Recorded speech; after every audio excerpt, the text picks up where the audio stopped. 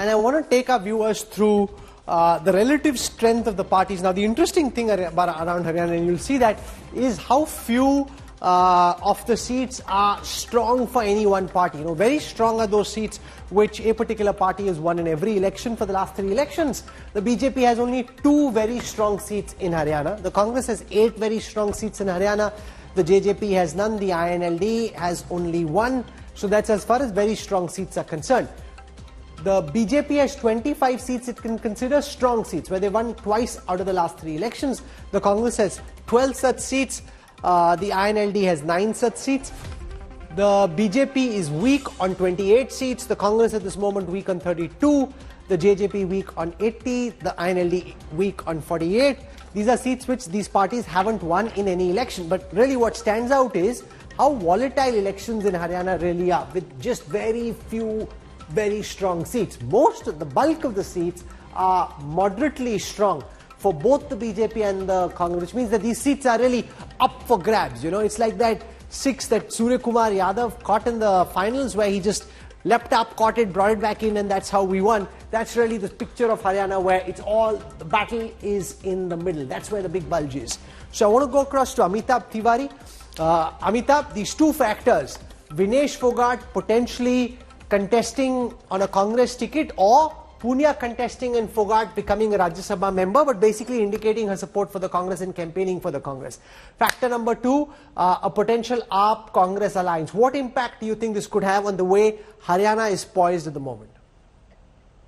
See, one is if Vinesh Phogat is contesting, then of course, apart from the Jat consolidation of votes, Congress already received some 64% Jat votes in 2024 Lok Sabha elections. However, her appeal could be beyond this, which is among youth, because she is a youth icon also today, and among the women. The restless protest we all remember, wherein she played an active role. So her appeal is across these 3 important vote categories, which is women, youth, and the Jat community, of course.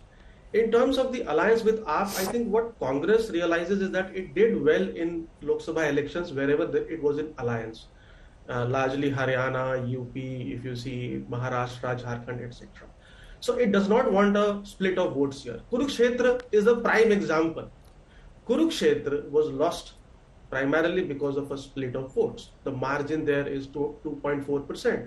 Haryana has a history of elections where the smaller parties have anywhere between 8 to 15 seats and 20% to 30% vote share. In 2019, 32 seats were won with less than 10,000 votes margin. So the Congress does not want to leave anything to chance, because even in 2019, it was in contention, but JJP spoiled its game. BJP fell below the majority mark, but JJP bagged the 10 seats from the Jat land. So it does not, and in this election, there are already 2 alliances which threaten to make some dent in the Dalit vote bank of Congress, which it got 68% support, the BSP alliance and the ASP alliance. So it does not want a split of votes. It does not want to leave anything to chance.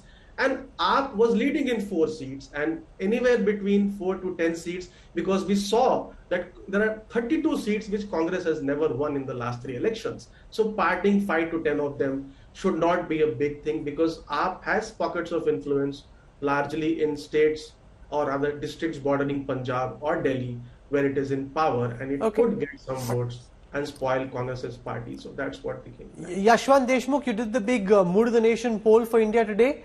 Draw on that to tell us what Haryana looks like from the MOTN poll and your continuing monthly tracker from Haryana.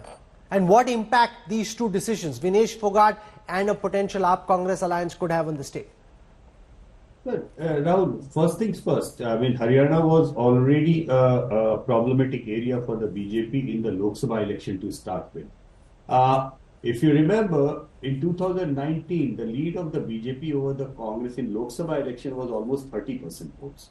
While within few months in the assembly election, that lead crashed down to only about 10. While even 10% is a huge lead, but there was attrition of 20%. What you shall say, a Modi dividend or Lok Sabha dividend that the BJP got, or Balapur dividend, whichever way you want to look at it. Because Balakot was one of the rallying matters where even the Jats voted for the BJP in 2019 Lok Sabha. But in the thing which strikes me in Haryana is that even after the almost 10% gap in the assembly election between the BJP and the Congress, BJP could not win the majority mark. That means, like Gujarat or like some of the states where BJP manages to get significant lead in the urban areas because of which their state vote share gets skewed, but they are unable to convert that lead of the votes into a significant number of lead in the seats in that way. Now, the problem with the BJP right now is that, Rahul, that in the 2024 Lok Sabha election, the Aam Aadmi Party Congress alliance actually polled more votes than the BJP. You only look into the Congress versus the BJP looks like 2% ahead, but if you add in the alliance votes, it is ahead of the BJP. Now, if you take away the Modi dividend that Lok Sabha gives to BJP, then BJP is on a sticky wicket to start with. Add on to that 10 years of anti-incumbency, add to that, then the problem of these panchayats and the andolan that the sports persons did and all that. I mean, I know it is going to be a tough election, it is going to be a close election, but on the face of it, it looks like that BJP is starting with a significant state of disadvantages stacked up in their corner. So you're saying lots of disadvantages in the BJP corner. And Sanju Verma, at some level, it's also about belief. You know, before this Lok Sabha election, as one would speak to Congress leaders, many of them would say, oh, pata nahi, 400 par, that's what they're saying. So they seemed psychologically demoralized. Post this result, they now have faith and they have belief and they have the confidence that we are coming back.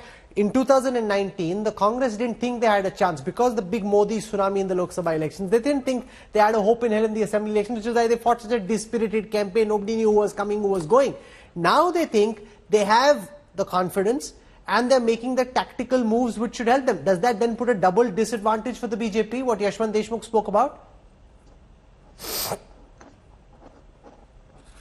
Is that for me, Rahul? Yes, Sanjuji, it is. Thank you. There was an audio glitch, so I lost some of what Yashwant Deshmukh was saying. But I caught his rather interesting take on the Modi dividend. With no offense to Yashwant Deshmukh, let me just say this for the benefit of your audience. थोड़ा सा BJP की seat tally में या vote share में कमी हो जाती है. Everybody starts saying, oh, the Modi factor is losing its charisma. What is the Kejriwal dividend in Haryana? Zero. What is the Rahul Gandhi dividend in Haryana? Zero. What is the Bhupinder Hooda dividend in Haryana? Zero. And I'll tell you why. Now, how do you know the Hooda dividend is zero? How do you reach that conclusion? Yeah, okay. Can I make my points? Yes, why do you break my chain of thought? Thank you.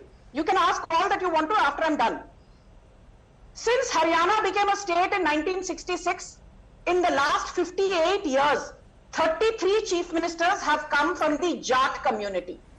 But 25 chief ministers of Haryana have come from the non-Jat community, and this has happened in the last 20 or 25 odd years. So point number one, for everyone to say that Jats are the dominant factor and will decide the electoral outcome in Haryana this time in assembly elections, that is a lot of hype, because the OBC factor with OBC votes at more than 40% and Dalit votes at more than 20%, which means 55 to 60% of the votes are still there for the taking as far as BJP is concerned. Don't just focus on the 26% Jat electorate. And I think the key names in Haryana even to this day are Devilal / the Chautalas, Bansilal, Bhajanlal, and of course the Hoodas. Now I will be told, hey, you know, why do you talk about Bansilal, unki khud ki bahu, Kiran Chaudhary has joined the BJP. I don't want to get into that. My limited point is Congress or its breakaway factions or its affiliates have ruled Haryana for the longest time, and what did they give Haryana? Nothing. So the Congress, in terms of reliability factor in Haryana, albeit they got 5 seats this time in Lok Sabha 2024, nobody's taking that away from them. But I think one swallow does not make it a summer. Well, that's what we'll know on the 8th of October. You know, you can say what you're saying right now. Ultimately, so why are you trying to write off the BJP? I'm not writing anybody off. As if, you know, BJP is done and dusted in Haryana. That's what you're trying to peddle, with no offense to you. Ma'am, I haven't said any such thing. I've just looked at a few developments that happened You're trying to, and divert the attention trying to dissect the potential impact of this. BJP. Vinesh Phogat ka factor is going to work against the BJP. Now tell me one thing. Suppose Geeta Phogat or Babita Phogat comes in and stands in a contest, in a direct contest with Vinesh Phogat. Tab kya?